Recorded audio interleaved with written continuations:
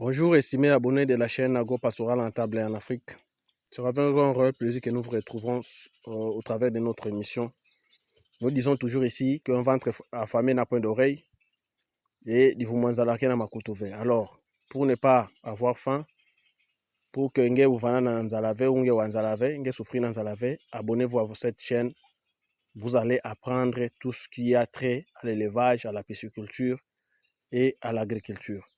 Alors, ce matin, nous allons parler d'un sujet très important, que le processus à suivre pour vider un étang de barrage du type Chapelet.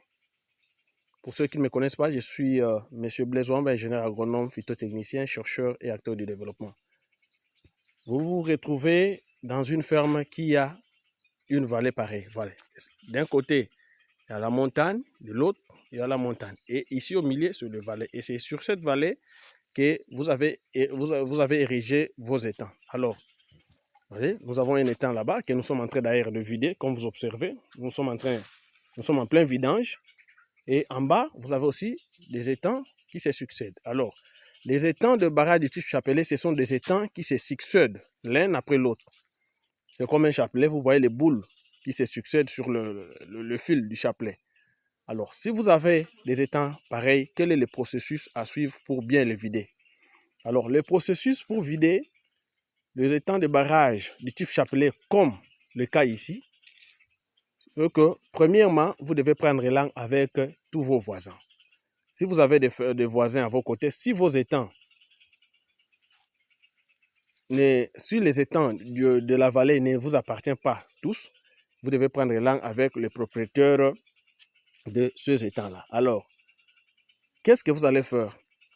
Toujours dans le processus pour bien vider les étangs de barrage ici du type Chapelet, c'est qu'à vos voisins, ceux qui ont les étangs en bas, c'est-à-dire en aval, ceux qui ont les étangs en bas, vous allez leur demander de diminuer l'eau dans leurs étangs pour que l'eau qui sortira de votre étang ne puisse pas casser le digue de leurs étangs qui se trouvent en bas.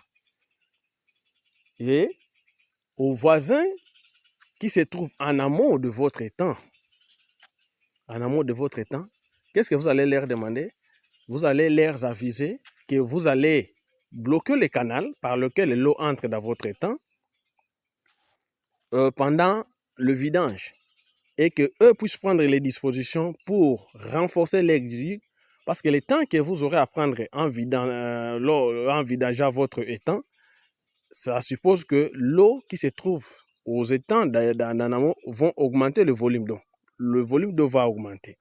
Et pour qu'il n'y ait pas de cassure aussi, des digues de ces côtés-là en amont, donc, il faudrait que le pisciculteur qui se trouve en amont prenne toutes les dispositions, c'est-à-dire renforcer les digues, au mieux veiller aussi sur les redigues. C'est-à-dire, ils vont veiller, voir, de temps en temps faire la rotation ou la supervision pour voir comment évolue la situation de l'eau dans leurs étangs. Ceci éviterait des cassures de digues, des étangs qui se trouvent en amont et aussi pour les étangs qui se trouvent en aval. Et comme ça, vous aurez moins de problèmes avec vos voisins et vous allez réussir votre vidange calmement. Donc, dans le processus de vidange des étangs de vallée du type Chapelet, tout ce que vous avez à faire pour ceux qui en ont comme ça, c'est d'abord de bien collaborer et de prendre l'élan avec vos voisins. Donc, ne faites pas des choses, vous vous réveillez le matin, vous décidez de vider votre étang et carrément vous venez, vous ouvrez de l'eau, vous ouvrez votre canal. Non, non, non. Il faut d'abord prendre l'élan pour qu'eux prennent des dispositions. Ceci vous éviterait des problèmes, ça vous éviterait des conflits. Alors, n'oubliez pas de vous abonner, de partager et surtout d'aimer nos différentes émissions. Bon, abonnez-vous pour ne rien rater. À la prochaine étape, nous allons vous montrer le résultat que nous allons obtenir à travers le vidange de notre étang. Alors, abonnez-vous, parce que ici, vous allez découvrir des bonnes choses, des très bonnes choses. Et surtout, nous vous rassurons que lorsque vous suivez nos émissions, vous devenez vous-même des agriculteurs, des pisciculteurs et des éleveurs de haute facture. Merci beaucoup. Agro-Pastoral Rentable en Afrique sur YouTube et sur TikTok, Agro-Pastoral TV. Merci.